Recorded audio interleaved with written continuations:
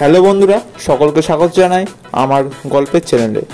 আজকে আমি আপনাদের জন্য উপস্থাপনা করছি বুদ্ধির ঢেকি নামক গল্পটি হতে চলেছে দারুণ মজাদার। চলো বন্ধুরা, দেরি না করে আজকের গল্পটি শুরু করা যাক। একদিন গোপাল ও কয়েকজন লোক গঙ্গা পার হচ্ছিল। সকলের কাছে বেশি মাল থাকায় নৌকাটা প্রায় জলসই হয়ে গেছিল। মাঝে মাঝে কাত হয়ে নৌকায় জল ঢুকছিল।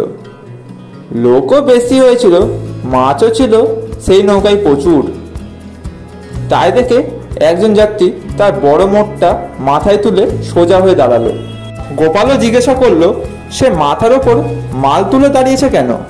সে বলল, তাহলে নৌকাটা ডুবে যাবে না।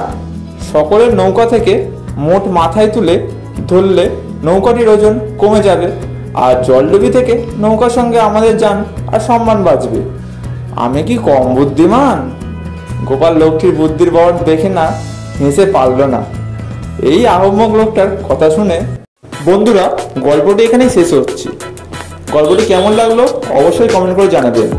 আর এখন গল্প শুনতে আমাদের চ্যানেলটিকে অবশ্যই সাবস্ক্রাইব করে রাখবেন। দেখা হচ্ছে পরবর্তী ভিডিওতে।